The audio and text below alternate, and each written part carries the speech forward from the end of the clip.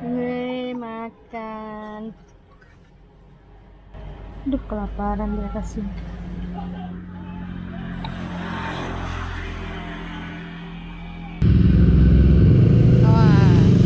Awas, awas, awas, mbaknya.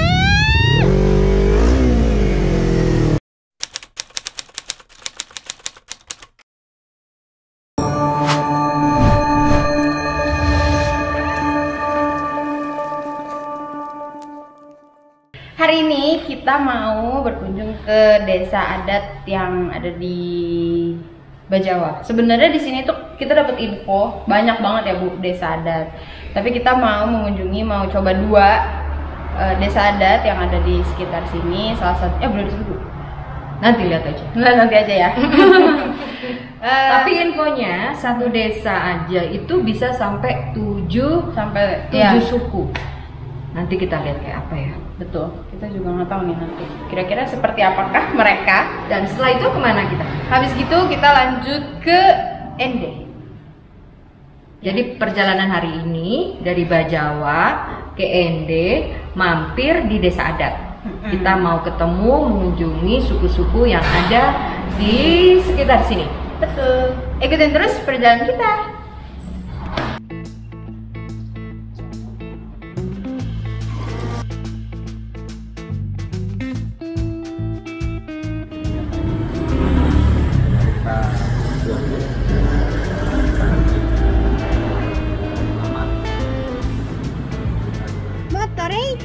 Gas, gas, gas. Rrrr.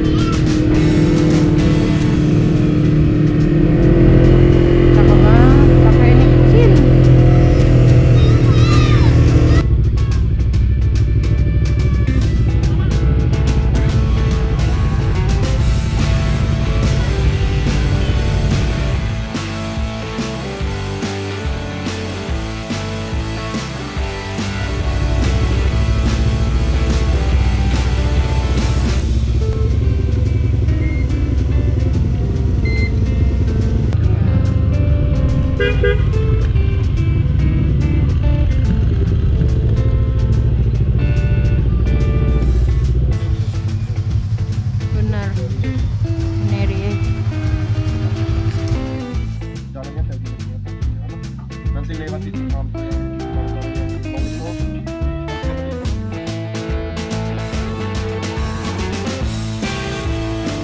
Dari mana? Dari Jakarta, Ibu. Halo. Halo. Rendang khas ini, Bu, khas Bena. Ya, motif bena. Motif bena ya. Warna alam. Beda-beda ya, Bu, motifnya, Bu, flores ya. Ya, beda.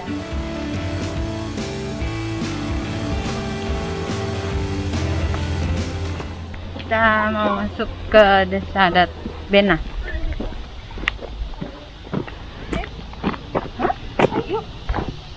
Ya.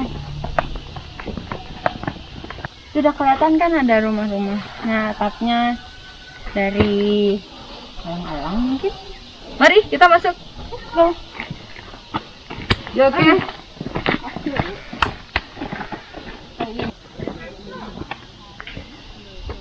Menurut informasi ini adalah desa adat tertua di Flores.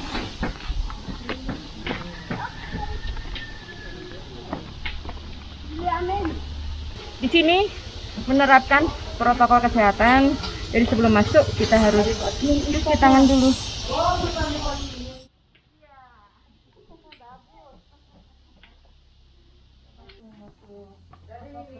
Kesehatan selalu ada. Bagus, bagus. Ini hand sanitizer ya? Iya. 36,3. Oh, bendera panas kamu ya.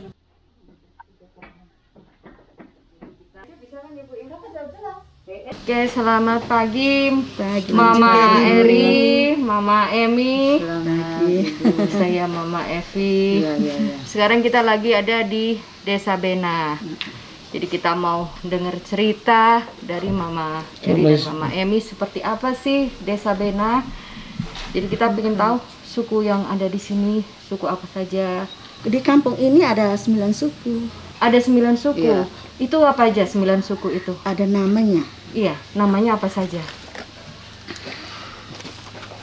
Ada suku Bena, suku Ago, suku Ngada, suku Bato, suku Dizi A, Dizi B, ini suku Kopa, Deru A, Deru B. Ada 9 suku.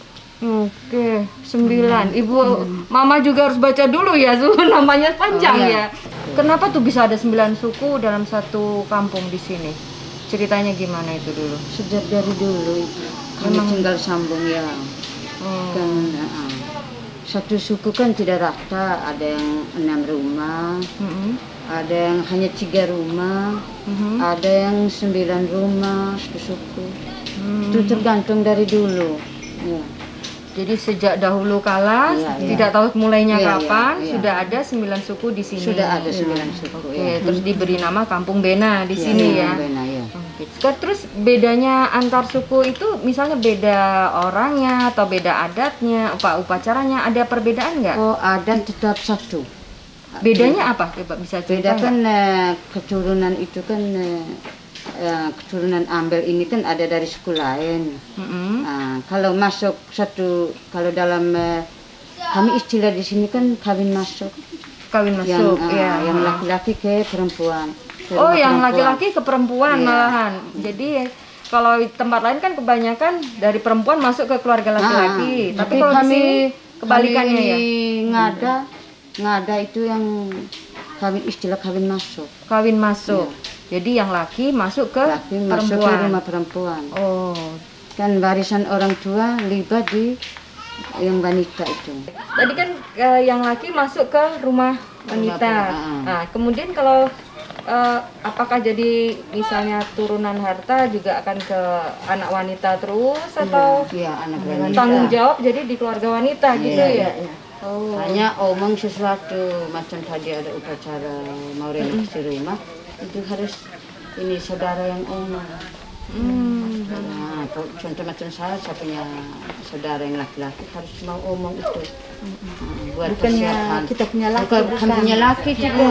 Laki itu hanya siap ini, siap tantangan sudah mau pikul. Jao ngaza emi, Jao ngaza eri, voe bena, Jao mora Indonesia.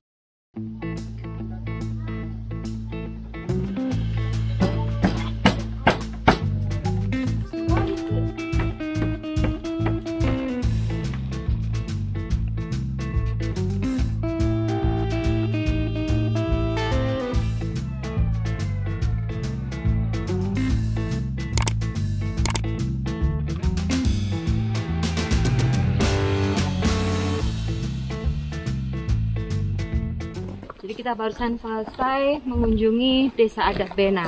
Ternyata di situ ada 9 suku. Keren ya. Dalam satu desa adat ada 9. Jadi kayaknya di sini tuh lumrah gitu ya Bu. Misalnya kayak satu desa atau satu kampung tuh pasti sukunya lebih dari satu. Ya. Dan uniknya untuk di desa Bena atau Ngada mungkin ya, itu justru misal ada pernikahan yang laki-laki masuk ke keluarga wanita. Biasanya kan kebalikan, yang wanita masuk ke keluarga laki-laki. Tapi di sini tidak. Jadi seperti warisan juga itu mengikuti keluarga wanita. Itu unik banget di sini. Jadi tidak hanya ada di Sumatera Barat, tapi di sini juga begitu. Itu. Mari kita lanjutkan perjalanan ke Ende.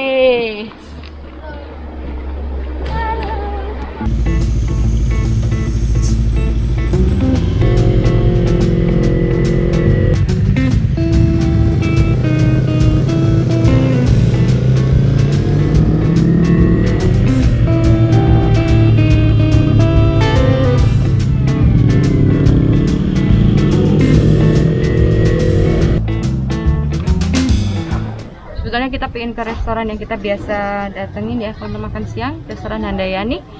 Ternyata tutup. Ya udah, kita cari yang lain. Gak apa-apa. Kita di sini sekarang mau makan siang. Lapar sampai jam 2.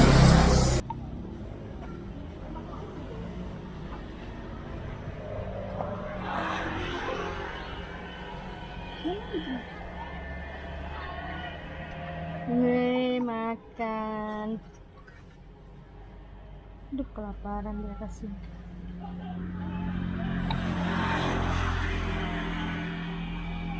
Di situ tadi ada monyet. Terus aku gini-gini kan. Dia balas juga. Gila. Selamat makan, Dodi. Mana monyet teh? Gitu nah, angkat alis lagi deh.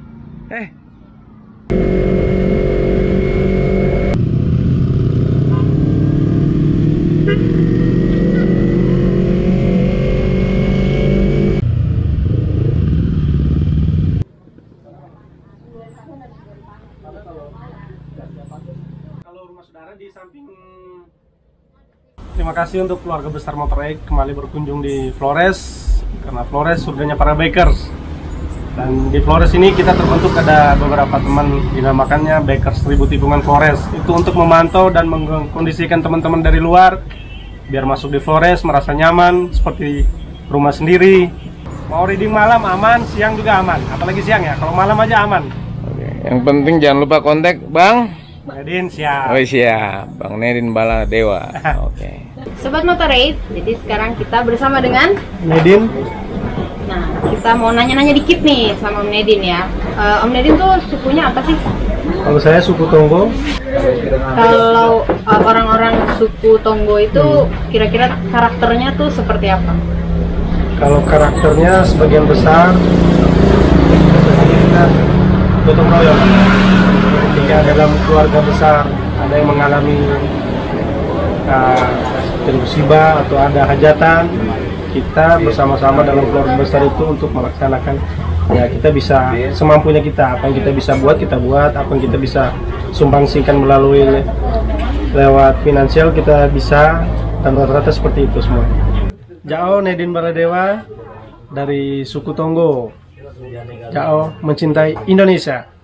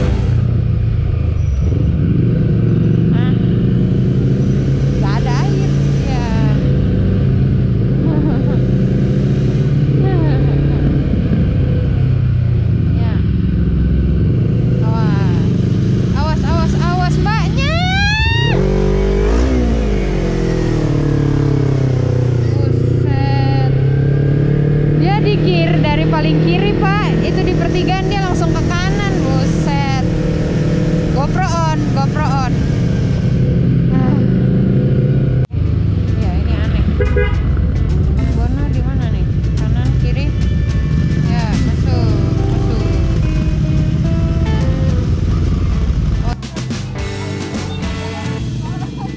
Oh bukan.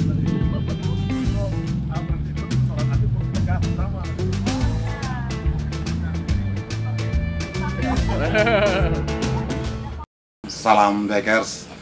Saat ini saya Bang Katib bersama Gunawan dan tamu yang berkunjung ke Kota Ende. Saya Bang Katib selaku penggagas grup Bikers Seribu Tikungan Flores saat ini berada di Cafe Mitetaki, tepatnya di areal Masjid Raya Kota Ende. Ende adalah kota rahimnya Pancasila, tepatnya di tengah Pulau Flores, pulau yang terkenal dengan 1000 tikungannya. Kali ini saya kedatangan tamu yang sangat istimewa, ingin membicarakan lebih banyak tentang budaya, khususnya tentang Ende. Ini perjalanan kami keempat naik motor keempat kali dan belum bosan. Rasanya masih ada kelima, 6 dan 7 dan seterusnya. Amin. Jadi sangat recommended untuk datang ke Flores, coba menikmati keindahan alam Flores dengan sepeda motor ya, dengan sepeda motor. Suku Ende itu seperti apa sih? Saya tuh Bang Katib. Silakan. Baik.